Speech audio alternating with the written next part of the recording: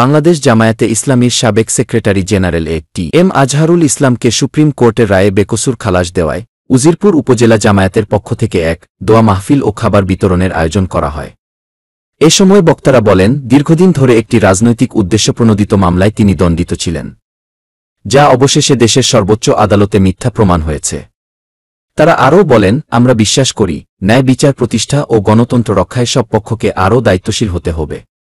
ভবিষ্যতে যেন কাউকে রাজনৈতিক কারণে এমন দুর্ভোগে পড়তে না হয়, সে বিষয়ে সকলের সচেতন থাকা জরুরি। আমরা যারা এই পথের প্রতীক হয়েছি, আমরা তাদেরকে অনুসরণ করে একমাত্র আল্লাহকে ভয় করে আমাদের প্রত্যেকের উপরে যে দায়িত্বটুকু রয়েছে, আমরা যেন সঠিকভাবে সেই দায়িত্বটুকু পালন করতে পারি। আমরা উনি আরেকটি কথা বলেছিলেন যে আমাদের ওনার আমির ছিলেন আমাদের আব্দুল কাদের মোল্লা ভাই, তিনি বলেছেন, আব্দুল কাদের মোল্লা ভাই বলেছিলেন যে আজহার ভাই, আমরা যে কাজকর্ম করি এই কাজকর্ম হয়তো আল্লাহর পক্ষ থেকে আমরা মুক্তি নাও পেতে পারি। যদি এই পথের প্রতীক হয়ে আমরা যদি শাহাদাত বরণ করতে পারি, হয়তো আল্লাহ রাব্বুল আলামিন এই শাহাদাতের বিনিময় কাল কিয়ামতের ময়দানে আমাদের। সুতরাং তাদের প্রত্যেকের মনে এই শাহাদাতের তামান্না ছিল। আমরা যারা ইসলামী আন্দোলনের সাথে রয়েছি, আমরা যেন সেই শহীদের তামান্না আমাদের অন্তরের ভিতরে থাকে এবং সেই তামান্নাকে লালন করে আমাদের প্রত্যেকের উপরে যে অযুক্ত দায়িত্বটুকু আছে, আমরা যেন সকলে সেই দায়িত্বটুকু পালন করতে পারি। আল্লাহ রাব্বুল আলামিন আমাদের সকলকে সেই তৌফিক দান করুন। তার মধ্যেও আন্দোলন সংগ্রামের মধ্য দিয়ে, ছাত্র জনতার আন্দোলনের মধ্য দিয়ে, হাজার হাজার ভাই বোনদের জীবনের শাহাদাতের মধ্য দিয়ে আজকের এই প্রেক্ষাপটে আমাদের এটিএম আজহারুল ইসলাম ভাই বেকসুর খালাস হিসেবে মুক্তি পেয়েছেন বলে আলহামদুলিল্লাহ। সম্মানিত ভাইয়েরা আমার, আমরা বেশি সময় কথা বলবো না। আজকে আমাদের প্রধান অতিথি তিনি তার মূল্যবান বক্তব্য পেশ করবেন। আমি সংক্ষিপ্ত সময় দুই একটি কথা বলতে চাই। আমরা সকলে যারা জানাজার নামাজ পড়ি, এই জানাজার নামাজের একটি দোয়া আছে, আমরা অনেকেই হয়তো জানি। সেই দোয়ায় বলা আছে প্রথমেই, আল্লাহুম্মা গফিরলি হাইয়িনা, আল্লাহুম্মা গফিরলি, হে আল্লাহ তুমি আমাদেরকে ক্ষমা করে দাও, হাইয়িনা, যারা আমাদের মধ্যে জীবিত আছে। কথা বলেন ঠিক কিনা?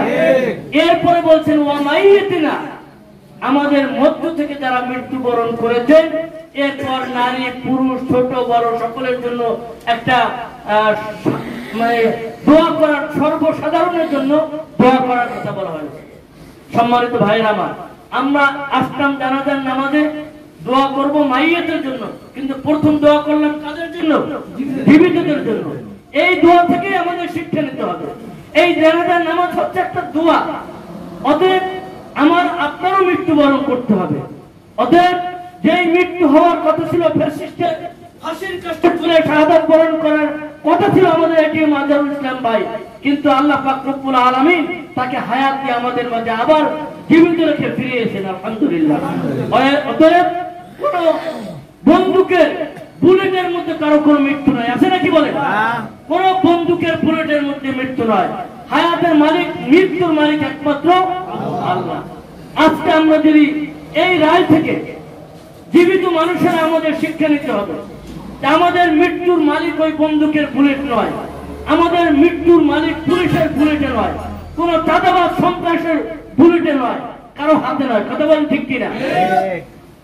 এই ছাত্র জনতার আন্দোলনের মধ্য দিয়েও আমরা লক্ষ্য করতেছি যে এখনো আমাদের মাঝে সেই ফ্যাসিস্টের আমলে যেরকম চাঁদাবাজ ছিল, সন্ত্রাস ছিল, লুটপাট ছিল, এখনো তো আমাদের মাঝে একই রকমের অবস্থা, বরং আমার মনে হয় তার চেয়েও অনেক বেশি গুণ বৃদ্ধি পেয়ে এখন চলছে চাঁদাবাজ।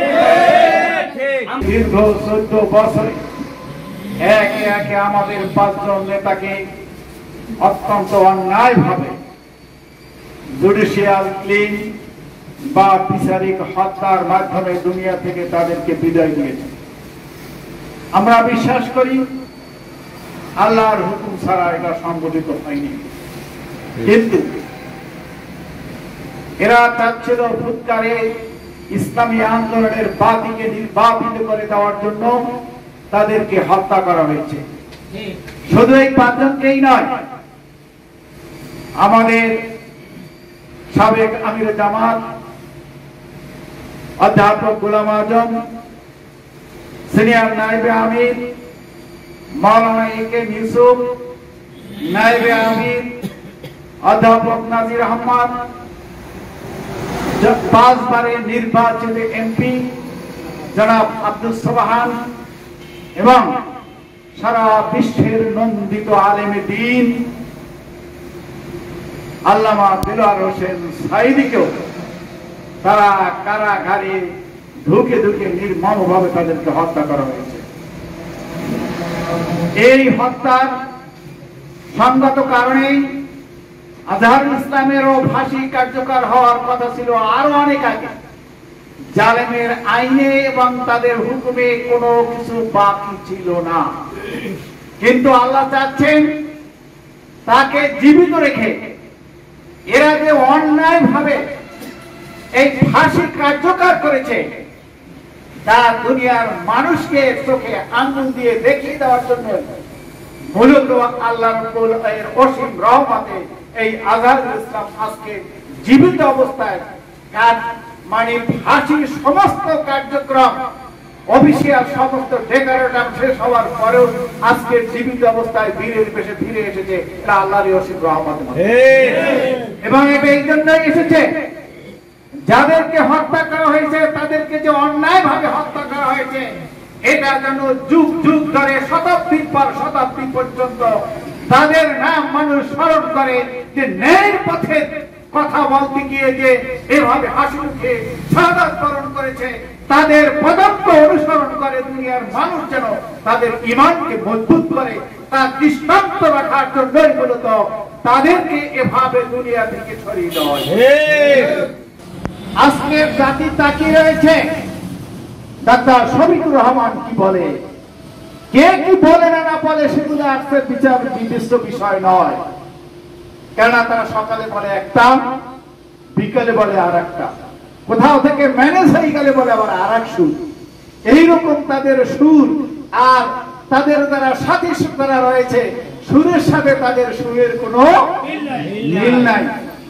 তাদের যে বড় নেতা তিনি যা বলেন তার সাথে তাদের দেশীয় নেতাদের কোনো সম্পর্ক নেই। দীর্ঘ বছর পর্যন্ত 14 বছর পর্যন্ত আওয়ামী লীগের সাথে আঘাতের মাধ্যমে আন্দোলনের নাটক করে তারাও কেবল আওয়ামী লীগেই তাদের পকেট ভরে নাই, এরাও অনেকের পকেট ভারী করেছে। শুধু তাই নাই, আমরা লক্ষ্য করেছি আওয়ামী লীগের পতনের পর তাদেরকে বিভিন্নভাবে আশ্রয় প্রশ্রয় দিয়ে রাতারাতি অনেকে কালো টাকার পাহাড় করেছে, যে টাকা দিয়ে আগামী নির্বাচনে দেশ এবং জাতিকে ক্রয় করার জন্য তারা মাতারা হয়ে গিয়েছে। আপনারা কি জাতি এবং মানুষের সাধারণ মানুষের কল্যাণ চান? কি চান কি আপনারা? যদি আপনারা দেশ এবং জাতির কল্যাণ চান তাহলে এই জামাত ইসলামী যে আপনাদেরকে আহ্বান জানাচ্ছে, আমিরে জামাত যে সুরে কথা বলছে, আগামী দিনে সরকার গঠন করার যে স্বপ্ন দেখেছে, সে তার সাথে যদি আমরা তাল মিলাইতে না পারি তাহলে আমাদের সামনে আরো কঠিন মুসিবত অপেক্ষা করছে। আপনারা কি সেই কঠিন মুসিবতের দিকে আবার ফিরে যেতে চান? যদি কঠিন মুসিবতের মধ্যে যদি ফিরে যেতে না চান তাহলে আজকের নির্বাচন যতদিন পর্যন্ত না হবে ততদিন পর্যন্ত আমাদের সমস্ত কাজের মধ্যে নির্বাচন যেন অগ্রাধিকার পায় এইভাবে আমাদের কাজ করতে হবে। বন্ধুরা আমার, তাই তো আজকে যত প্রোগ্রামে হোক না কেন এখন প্রোগ্রামের মূল টার্গেট হচ্ছে আগামী পার্লামেন্ট নির্বাচন, ইউনিয়ন পরিষদ থেকে শুরু করে জাতীয় সংসদ নির্বাচনে সমস্ত নির্বাচনের প্রস্তুতি গ্রহণ করে যদি আপনাদের কাউকে নির্বাচন করতে বলা হয় তাহলে সেক্ষেত্রে আল্লাহকে সাজের নদীর দিনে আল্লাহর উপর তাওয়াক্কুল করে আপনার যতটুকু শক্তি সামর্থ্য আছে আপনার আত্মীয় স্বজন বন্ধু বান্ধব পাড়া প্রতিবেশী সকলকে নিয়ে এই কাজে ঝাঁপিয়ে পড়তে হবে। আপনারা পারবেন ইনশাআল্লাহ?